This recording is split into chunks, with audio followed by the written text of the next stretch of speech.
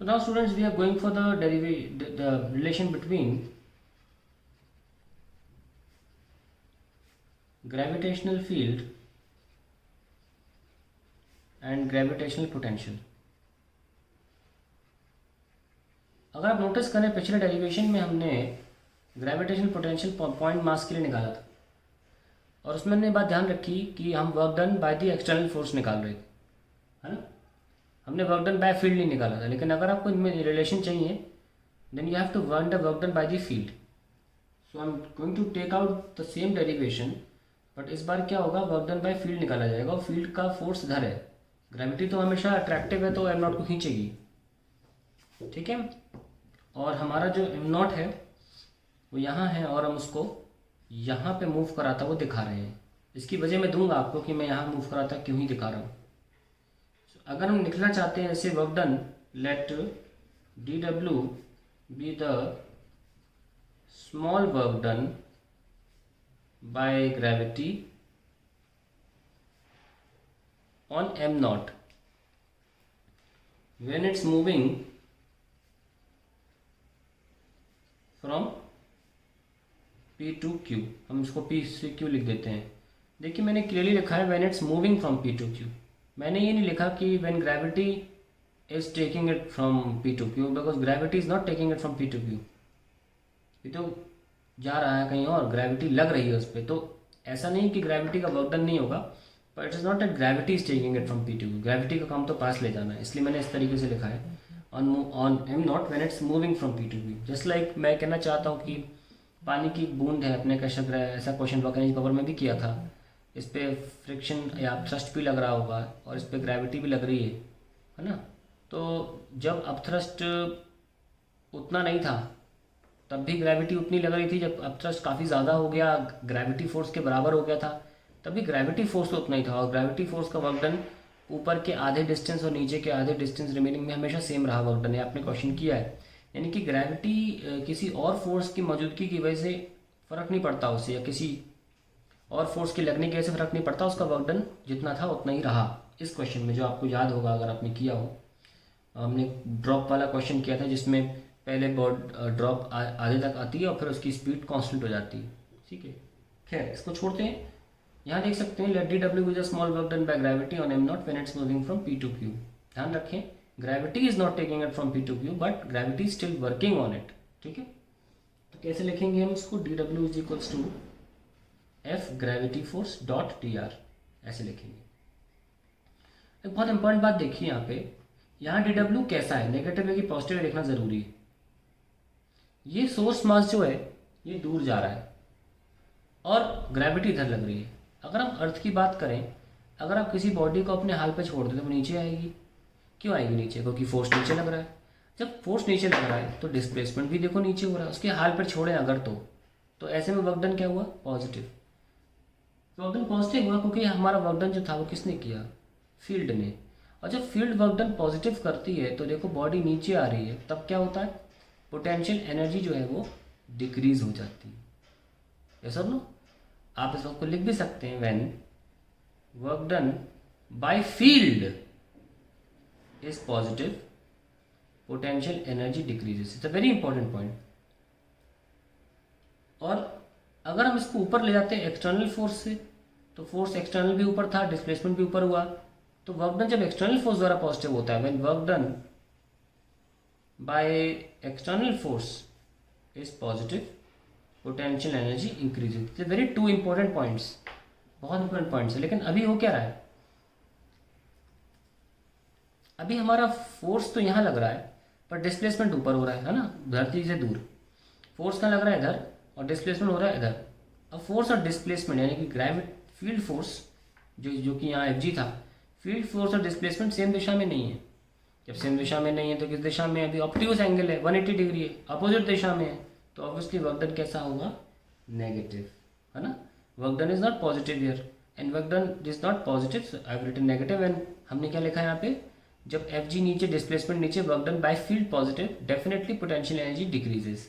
But यहाँ पर work done by field negative आ रहा है। क्यों आ रहा है, क्योंकि Fg और S अपोजिट दिशा में 180 डिग्री का एंगल बना रहे हैं, तो वर्क डन नेगेटिव आया। और जब वर्क डन नेगेटिव आता है तो पोटेंशियल एनर्जी क्या होगी, किसके द्वारा, कंफ्यूज नहीं होना, किसके द्वारा, वर्क, लिख देता हूं, work done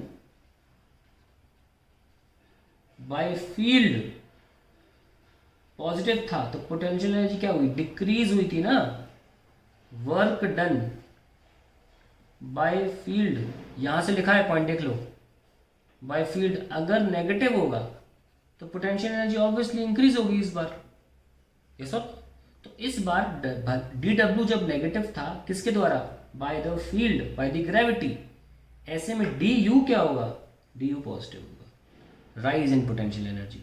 very very very very very important, ध्यान रखें इस बात का, और टिप्स तो होना चाहिए आपके। तो अब हम डी यू और डी डब्ल्यू को का रिलेशन निकालना चाहते हैं। देखिए पोटेंशियल शब्द जब आएगा तो पोटेंशियल एनर्जी को आना पड़ेगा, है ना। तो इसीलिए डी यू को इंट्रोड्यूस करना बहुत ज़रूरी है। यहाँ पे डी यू पॉजिटिव है, डी डब्ल्यू नेगेटिव है। अगर इक्वेट करना चाहते हो तो definitely have to write D U is equals to minus D W, तभी इक्वेट होगा, क्योंकि डी डब्ल्यू अपने आप में एक नेगेटिव टर्म है। क्यों, क्योंकि एफ और डी आर में एंगल 180 डिग्री है। अभी कुछ बच्चे पूछ सकते हैं सर आपने इतना कॉम्प्लेक्स क्यों किया, अगर डी आर भी इधर ले लेते, एफ भी इधर ले लेते तो डी डब्ल्यू पॉजिटिव हो जाता। नहीं ले सकते, क्योंकि डी आर हमेशा इंक्रीमेंट होता है। अगर आपने एक बार आर फिक्स कर लिया तो डी आर को आगे ही जाना पड़ेगा, डी आर पीछे नहीं आ सकता। ये एक नोटेशन है, ये कन्वेंशन है, सर नोटेशन नहीं कन्वेंशन है। आपको डी आर आर की बढ़ती दिशा में ही लेना पड़ेगा, ये मजबूरी है, ठीक है। सो डी डब्ल्यू नेगेटिव देखा कि क्योंकि, और देखो बेसिक तरीका है, इन दो लाइंस को लिखना तो आना चाहिए, पता होना चाहिए, पर एक बहुत बेसिक तरीका है। जब मैंने पहले भी मेंशन किया था, जब भी आप सोर्स मास से दूर जाओगे आपका पोटेंशियल एनर्जी राइज होगा, फिनिश्ड। सोचना ही नहीं इस तरीके से, हालांकि पता होना चाहिए कि जब work done by field positive होता है तो पोटेंशियल एनर्जी घटती है, और जब work done by field negative होता है तो पोटेंशियल एनर्जी बढ़ती है, ये पता होना चाहिए। पर आसान भाषा में बोला जा सकता है, जब भी आप सोर्स मास से दूर जाओगे पोटेंशियल एनर्जी राइज होगी। देखो सोर्स मास से दूर गए, राइज होगी पोटेंशियल एनर्जी। अब इस पेन को मैं दूर ले जा रहा हूँ, बताओ इस पेन पर ग्रेविटी कहाँ लग रही, नीचे लग रही ना, पर डिस्प्लेसमेंट कहाँ हो रहा है, ऊपर हो रहा है ना। तो एफ जी और डिस्प्लेसमेंट में एंगल कितना 180 डिग्री है, तो वर्क डन बाय ग्रेविटी क्या हो गया, नेगेटिव हो गया ना। तो जब भी work done by gravity negative होगा हमेशा पोटेंशियल एनर्जी इंक्रीज हो। तो ये हमने लिख दिया यहाँ पे। अब आगे बढ़ सकते हैं। D U is equals to D W minus का, दैट इज माइनस का एफ डॉट डी आर। हमने डॉट प्रोडक्ट छोड़ा नहीं, ना छोड़ेंगे, क्योंकि रिलेशन डॉट प्रोडक्ट में ही निकालना है। यहाँ देखिए डी यू, अब एफ क्या था, G M S M naught by R square dot D R. चुपके से एम नॉट को नीचे ले आओ तो क्या हो जाएगा, ये potential energy per unit test mass, जो कि होता है पोटेंशियल डिफरेंस। ये पोटेंशियल एनर्जी डिफरेंस लिख लो, per unit test mass is potential difference. So we can convert it to this, क्योंकि हम पहले पढ़ रखा है कि पोटेंशियल क्या होता है, potential energy per unit mass. So उसी को हम लिखें G M S by R square dot D R. ये हमें लगाना बहुत ज़रूरी है, और यहाँ पे कोई एक डायरेक्शन लगा लो, सपोज आई कैप, क्योंकि we can not miss the direction, है ना। चलिए वापस हम इसको आई कैप लिख लेते हैं। देखो एफ को खोलेंगे तो यार G M S M naught और आर स्क्वायर में वेक्टर नहीं लगा सकते ना, पर है तो एफ वेक्टर ही, तो इसीलिए हमें यहाँ आई कैप लगाना पड़ा, मजबूरी में लगाना ही पड़ेगा, ठीक है। चलिए ऐसे स्केलर नहीं छोड़ सकते ना इसको, क्योंकि स्केलर नहीं है एफ, और हम एम एस एम नॉट जी और आर स्क्वायर में वेक्टर लगा नहीं सकते, तो हमने एक आई कैप का सहारा लिया है। वापस हम इसे वहीं पहुँचा देंगे वेक्टर में। खैर D V is equals to, जल्दी से बताइए ये चीज़ क्या होती है, G M by R square, gravitational field minus gravitational field that is G. अब वापस वेक्टर लगा दो, आई को भूल जाओ, ठीक है। थोड़ी देर के लिए इसका इस्तेमाल कर लिया था, नहीं तो फिर गड़बड़ हो जाती। तो डी वी क्या हो गया, माइनस का जी डी आर।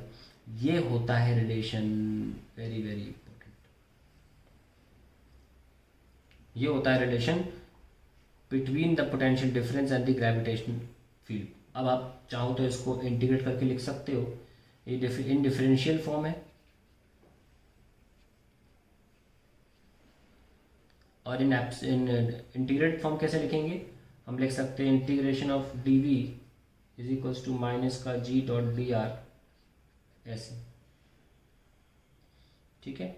और आप कहाँ से कहाँ लेके जा रहे हो, आप R1 से R2 लेके जा रहे हो, है ना। मान लेते हैं आप डेरिवेशन कहाँ गया आपका, ये सपोज हम डी आर था ना, तो यहाँ से कोई दूर पोजीशन पे ले जाना चाहते, सपोज ये पोजीशन R1 थी और ये पोजीशन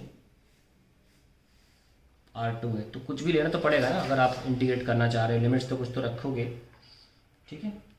सो यहाँ पे भी आप लिख सकते हो R1 से R2, और एक्चुअली में यहाँ R1 यहाँ नहीं लिखना चाहिए, यहाँ तो लिखना चाहिए V at R1, ऐसे V at R1 and V at R2 ऐसे लिखना चाहिए। तो फाइनली क्या आएगा, V R2 minus V at R1, potential difference is minus का R1 से R2 G dot T are.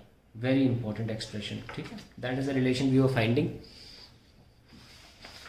अब हम आगे बढ़ते हैं इसमें, इसी को आगे बढ़ाते हुए V R2 minus V R1 is equals to minus का E डॉट डी आर